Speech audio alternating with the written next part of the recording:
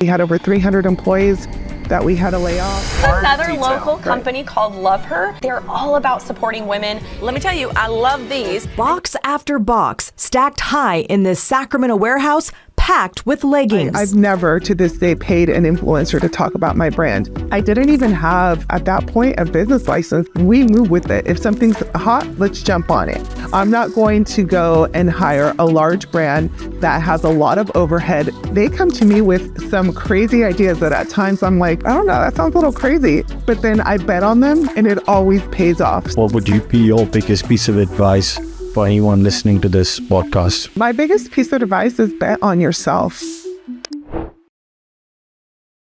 Hello and welcome to the DTC Daily Podcast. Every week we interview some of the best e-commerce founders and dive deep into their key growth drivers, uncovering actionable insights that you can implement in your business. But before we jump into today's conversation, a quick thank you to our friends at Saral. Most brands get influencer marketing wrong. They think paying a creator for a single post will spark a sales spike. That simply doesn't work. Successful brands like Graza, Obvi and Hexclad are forging genuine partnerships. And that's where Saral comes in. It's your go-to platform for partnering with the right influencers, tracking results, and managing everything in one place. Book a demo at getsaral.com/demo, mention us, and get an extended free trial exclusive for our listeners. Hey Adreana, welcome to the DTC Daily Podcast. How are you doing today? Hey, I'm doing great. Thank you so much for having me. I'm so excited to speak with you today. Before we dive into the podcast, could you tell our audience a little bit about the business and what you guys do and what got you to start it? Yeah, sure. Okay, so Love Her Shop is an athleisure brand for women that actually was created by me. I myself and a few other of my female team members, we design and we engineer all of our athletic apparel. And it was started kind of like by accident after I was gifted two pairs of very expensive leggings that ended up not really working out for me in particular. Then I started asking other women, other moms, like, hey, what do you guys wear? And I started noticing that there was kind of like a gap in the market. And at that point, I was like, you know what, maybe I should fill this gap because there's really great leggings out there for women that do yoga or that are very, very much in shape, but there wasn't a really good athleisure brand that had a lot of great designs for women like me. And it started as a side hustle, and then it went on to an e-commerce, and now it's a multi-million-dollar brand. Awesome. One of our earlier podcasts as well, I'd spoken to another business, that, where they found an idea, they pre-validated it, and then they launched it. Could you talk a little bit about those early days, before, launching? When did you realize that, okay, this is a real business? Yeah, well, it took a few years because it was started as just a side hustle. It was really just me looking for a pair of leggings that I really loved. It started out super small, super slow. It was just me doing the design phase about 6 months, and then finally finding a cut and sew, and then finally finding a manufacturer that had the perfect material that I wanted to use. I started off by putting in a pretty significant investment in creating just 300 black leggings. I didn't even have at that point a business license. I just really wanted a pair of black leggings that I could wear, and the product finally arrived to my door. And when it did, one of my neighbors happened to be like working out in front of my house, and she was like, "Well, what did you order?" And she's like, you've been doing a lot of online shopping. And I was like, "No, girl, like this is leggings." And she was telling me, "What are you going to do? How are you going to get rid of them?" And I told her I have no idea, but I just know that I really love the prototype that I got, and I know these are going to be great. And she happened to own a women's workout studio. And she said, "Hey, why don't you come this weekend and set up a little table and do a little pop-up shop?" So that's initially how the business started. It was me doing pop-up shops at different local gyms that were where a lot of like women, but a lot of women in the demographic of like 25 to 55 were working out. And I would set up my little table, and I started with the black leggings. And the first pop-up shop, I probably only brought with me like 100 pairs, different sizes, and I sold out And I was just like in shock.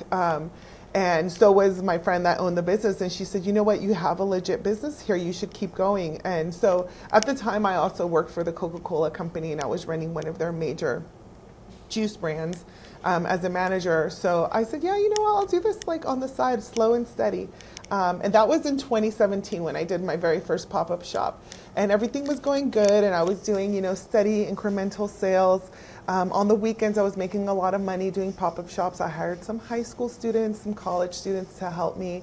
And it wasn't in 2020 until when COVID hit that the brand that I was managing, Coca-Cola, decided that it was a zombie brand and it was actually losing the company money. So I got a call like at 3 a.m. letting me know, hey, we're going to go ahead and do away with the brand. We had over 300 employees that we had to lay off, and they offered me a severance package. And at that point, I realized, okay, I can take the severance package and inject it into myself and bet on myself, or I can just save it and then go look for another job. So I decided to bet on me. That was the first year that I started e-commerce and direct consumer. And it was kind of a blur. COVID just kind of made everything so all the days blend together. It wasn't until a few months later when I went to go do my taxes with my CPA that she was like, what are you doing? You sold over $1 million.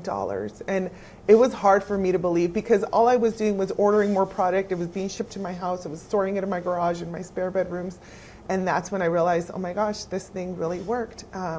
And from there, we just kept scaling it and growing it. And I obviously moved it out of my home. So that year you mentioned that you did $1 million.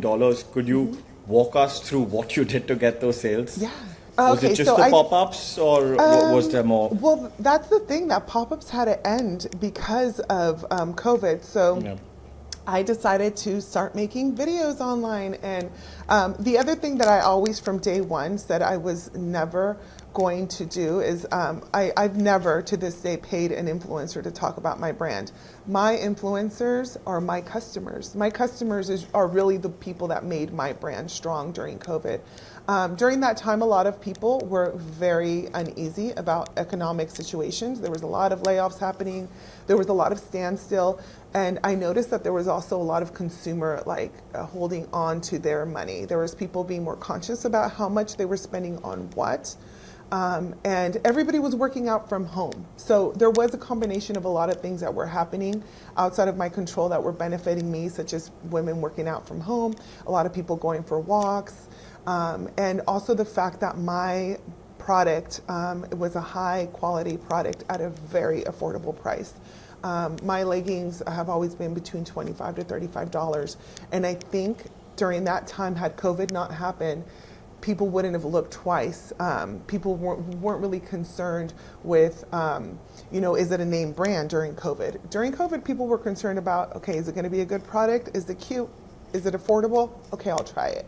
And the other thing too that played to my benefit was during COVID, you saw a lot of the shipping issues that were happening. A lot of the sea containers were being held or stopped, and it was a lot of product that was being sold out online with large retailers.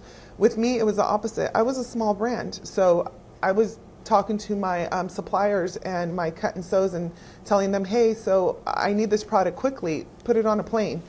I wasn't purchasing multiple sea containers like larger brands were.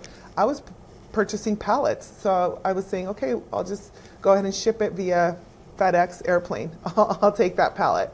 And I think that also played into helping the brand establish it. If a lot of those things wouldn't have happened, I don't know if this brand would really be here today. You mentioned the fact that your customers have been your biggest influencers, and you've never really paid any influencer so far. I think if you speak to any business owner, they probably know that they need to get their customers to become their biggest influencers, but it's always a struggle to get people to give feedback and to advocate the product.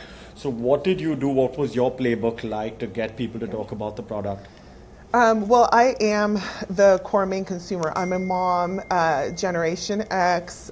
So what I was really good at making sure that I connected with my consumers online. I asked them for feedback. I was even so open to my consumers to the point that I would ask them online in the early days, like, hey, what do you guys want to see next? Okay, we did a black legging. What do you guys want to see next?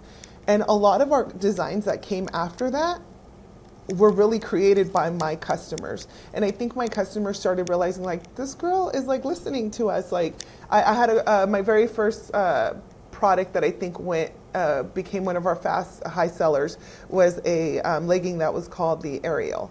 That was because a customer was doing a Disney run, and she was like, hey, I have a whole group of moms. We do this Disney run every year. We need some really fun colors, and we need things that are loud and that are giving sequence. And she kind of sent me photos of how they all dressed up, and it was like a group thing. And I'm like, wait, you know what? I think I can create a legging that would look, I think their whole team wanted to do like the whole Little Mermaid vibe. And I'm like, I can create a legging that will give that vibe.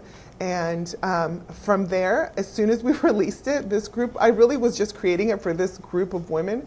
It went viral because a lot of the moms were hashtagging it, Disney Fun Run, group run, team run. And I think that that's when people started realizing, like, oh, there's some, other than just black leggings, there's some really fun leggings on this website, and they're affordable.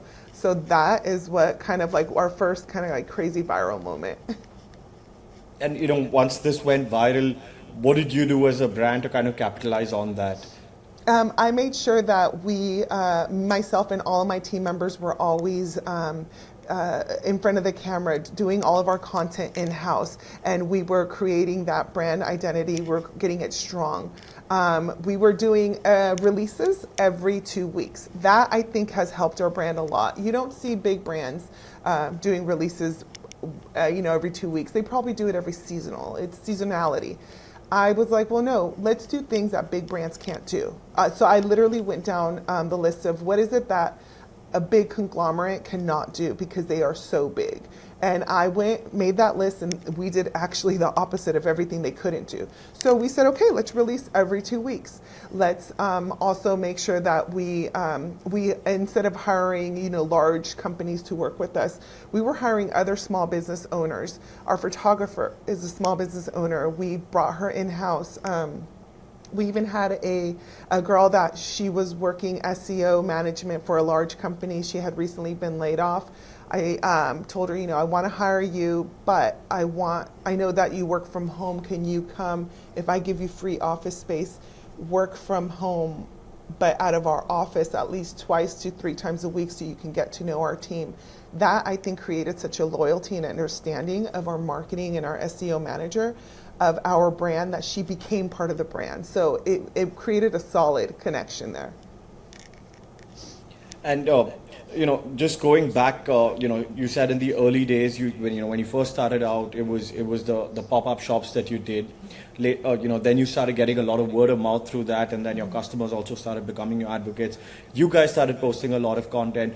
What else were you doing in terms of marketing, to get the sales? I think we spoke a lot about our product engineering. So one of the things about our brand is that it is high performance products. And then I broke it down. I told them the story about what exactly is different about our engineering. And that's when the personal story came in. I'm a mom of 2 kids. I know, and I was working out with other moms, and I knew that a lot of their complaints were, these other leggings that you find online, they are too stretchy, they're too thin, they're see-through. They don't hold in place when we're doing jump squats. They don't hold in place when we're doing runs. I think that there are brands out there that are very popular, but they're very popular for a certain demographic. And when we started engineering our brand, we wanted to make sure our leggings did have a high waist. They did have pockets. They did also have a material that was thick enough that it could camouflage imperfections such as cellulite.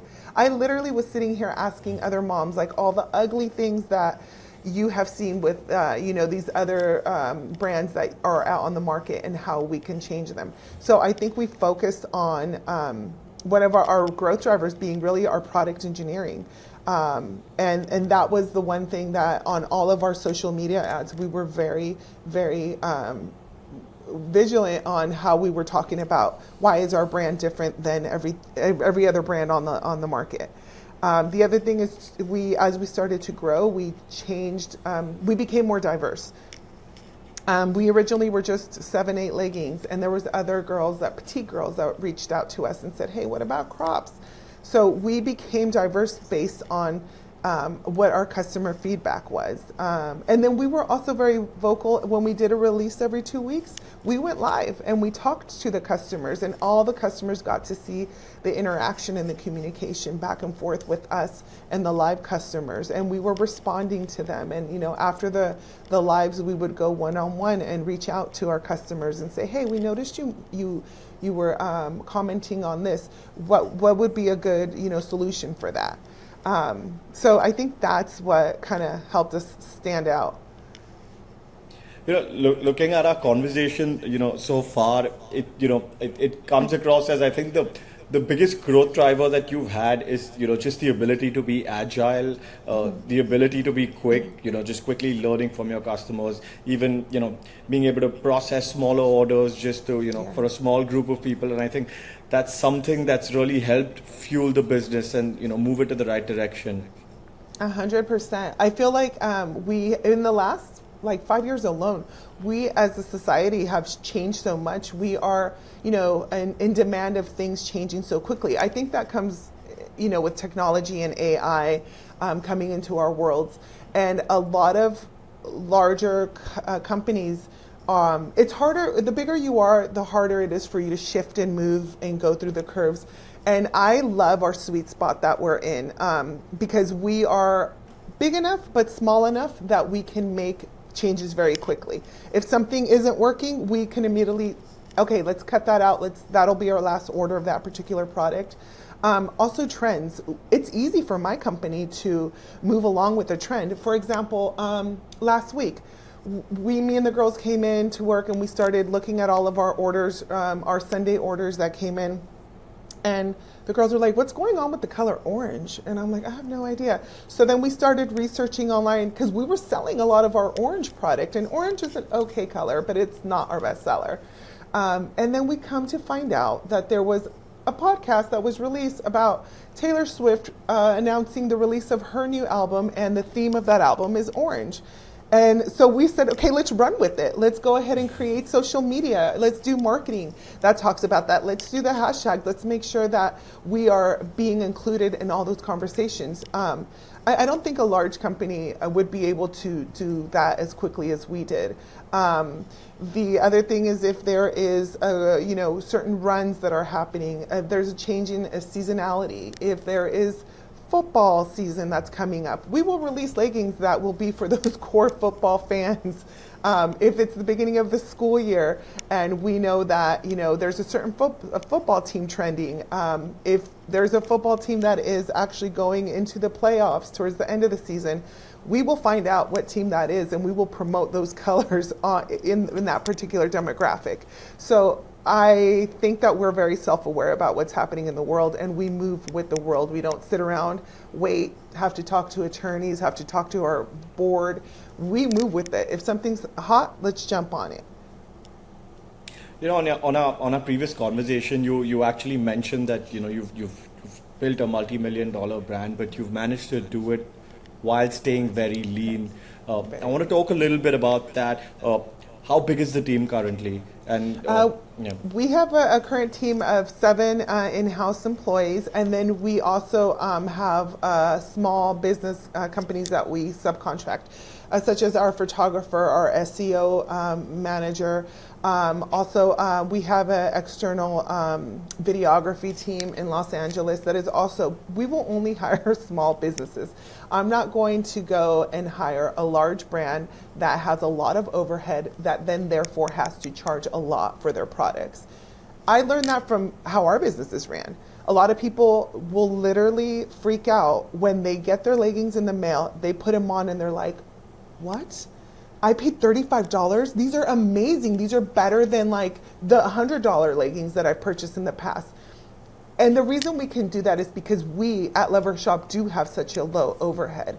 Now, if I would have, brought in influencers, if I had to pay influencers, I'd have to raise my price to pay for that influencer. If I had to, bring in a large social media company that's charging hundreds of thousands of dollars, somebody's going to have to pay for that. And unfortunately, some companies do have to pay for those large cost item tickets, and what they do is they increase their prices. I've been able to keep my prices low because our overhead is also low.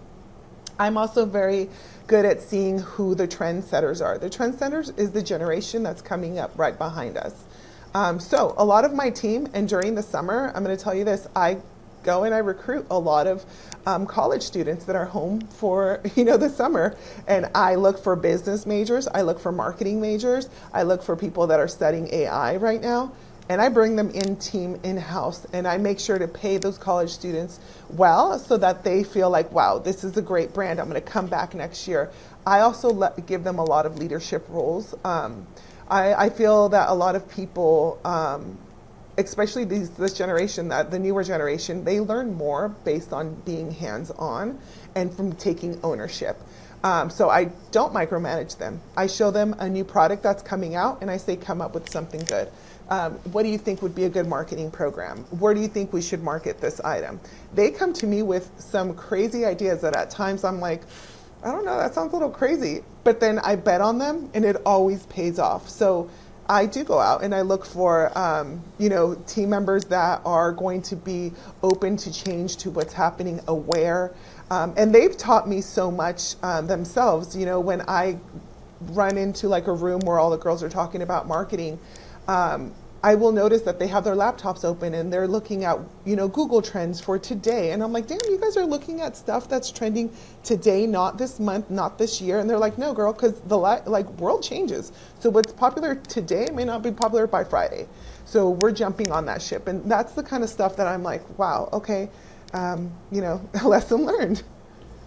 You mentioned that you've got these college students that come in summer, and I'm guessing they go back to college after that. Mm-hmm. And then you've got another round of people coming in. How do you maintain consistency with the brand when you have so many, different people coming in and leaving?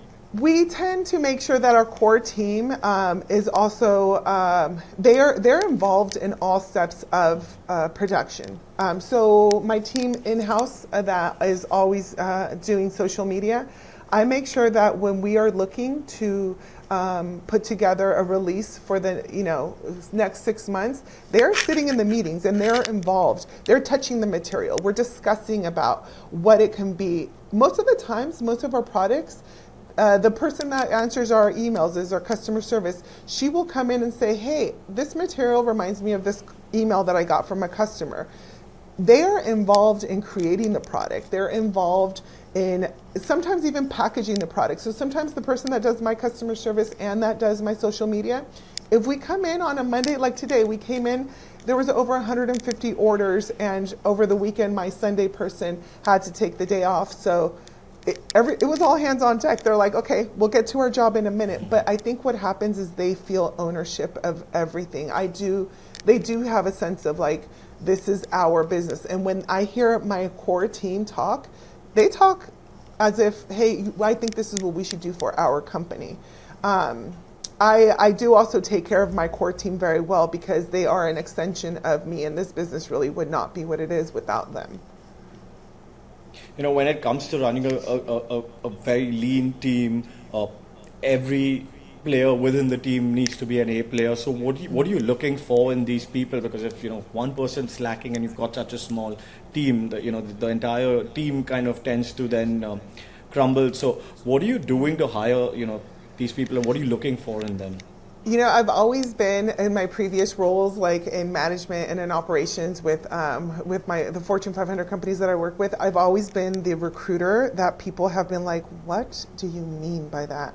They think I'm like very crazy. When it comes to interviewing, I do things like, and I know this is probably crazy, but when I used to hire for Coca-Cola and we would bring people in-house and I know that they were going to be working in the warehouse, if somebody interviewed great, I'm also an understanding person of realizing that some people can interview very, very good, but when it comes down to work, you get like a whole different person. You're like, hey, what happened to that person in the interview?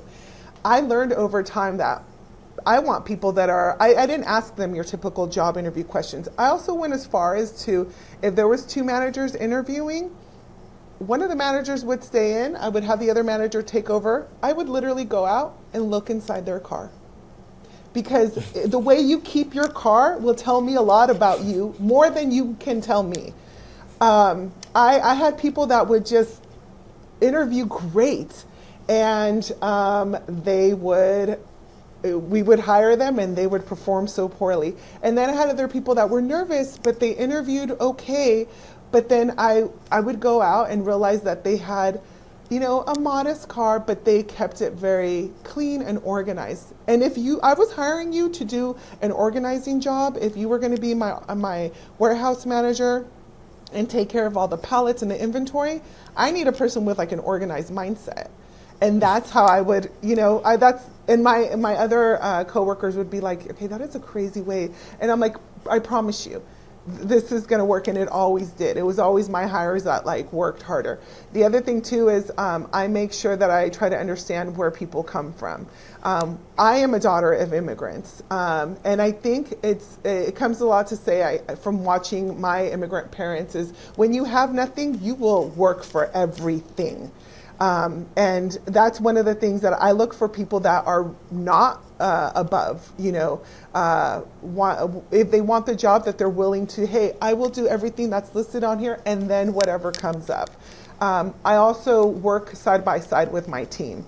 I hate managers that, will give tasks and that's your job, not my job as a manager. I'm the kind of manager like, girl, if a truck pulled up with 50 boxes, I'm putting my hair up in a bun and we are sweating out there together. Like, I'm going to help you offload that truck.